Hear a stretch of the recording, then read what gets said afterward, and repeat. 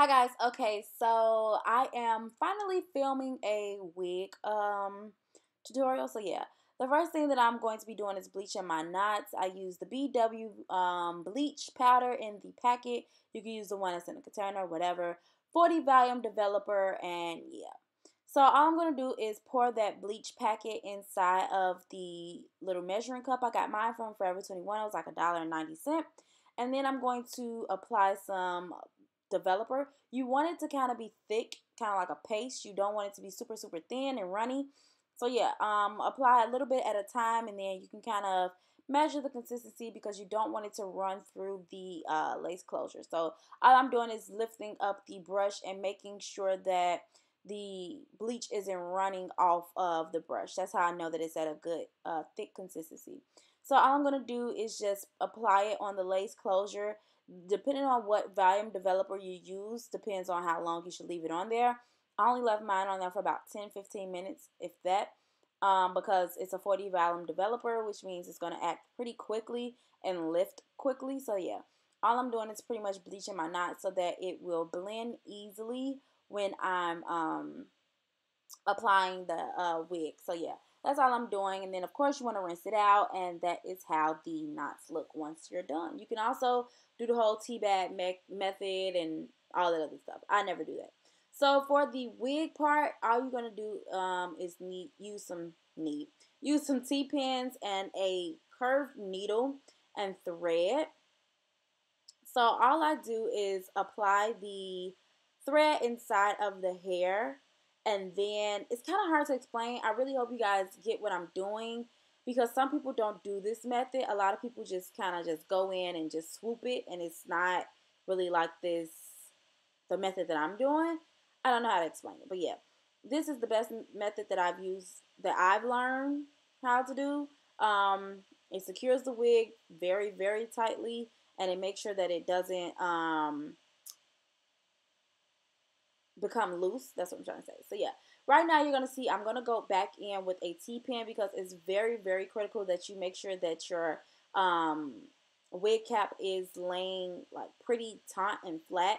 I just use a standard stretch dome cap just because I like the way that they fit on my head.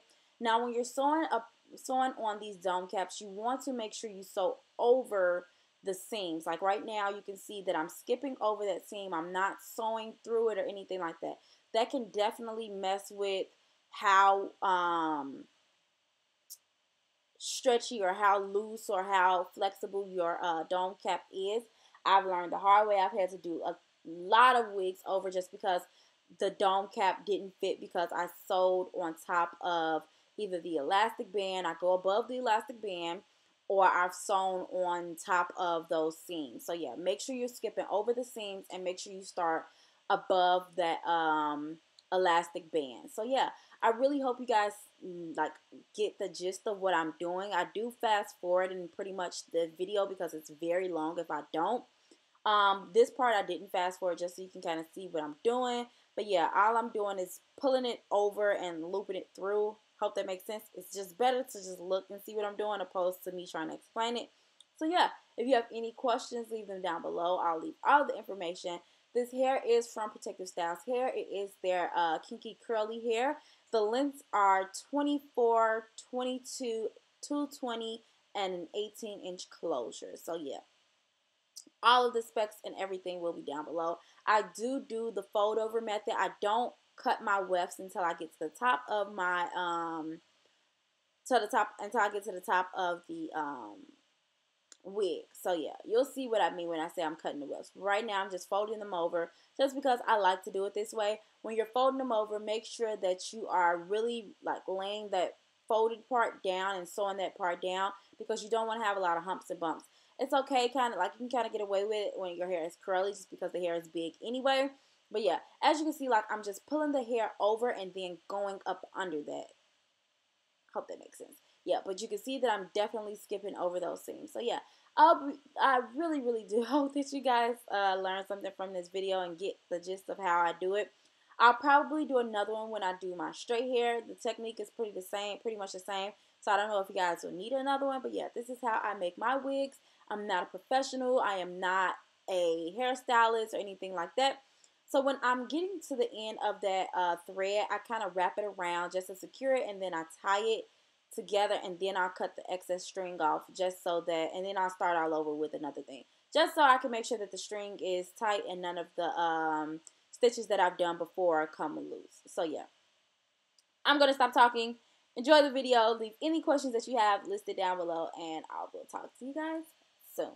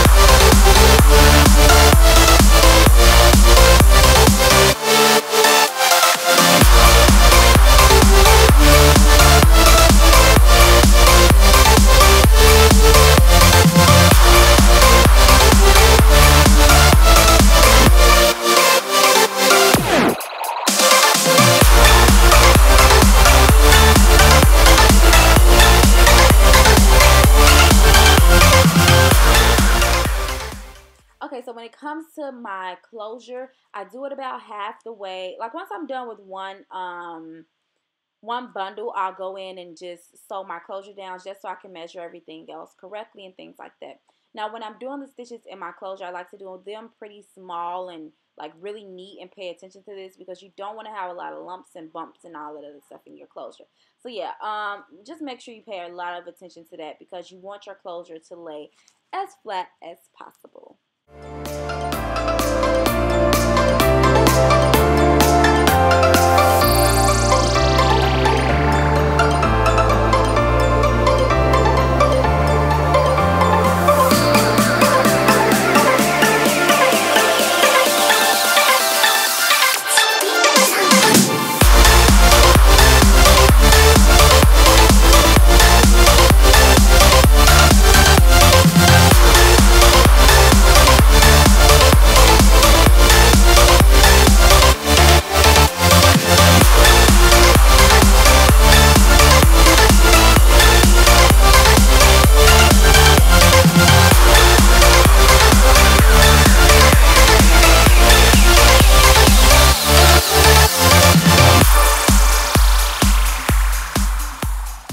So when it comes to spacing and things like that with the wig, I would definitely recommend keeping your spaces towards the back of your hair. When you get to the top portion of your hair, like towards your closure and towards just the top of your head, you want to get closer together with the tracks. So if you have to space out your tracks, I definitely wouldn't go more than an inch or two, but make sure that your spacing is definitely in the back so that when the wind blows and different things like that, you don't just see through your hair. So yeah, just keep that in mind.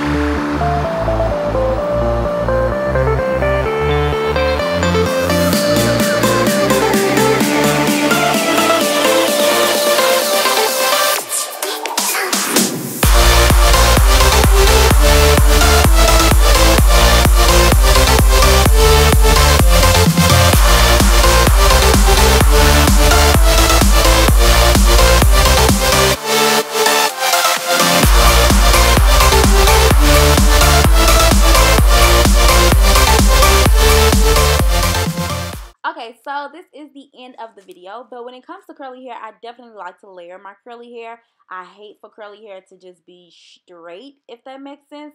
I just don't like for it to be one length. So I definitely like to layer it. So all I'm going to do is go in with just some regular hair scissors. For the most part, by the time I had got to this, I had kind of already put it on my head and kind of measured it. So I was just kind of cleaning it up. But all I do is just kind of go down in a diagonal motion and making sure that it looks layered and making sure that it's going to have some body. That's the main thing. I like for my curly hair to have a lot of body and for things like that. I really hope you guys enjoyed this video. Don't forget to like, comment, thumbs up, and subscribe, and I will talk to you guys soon.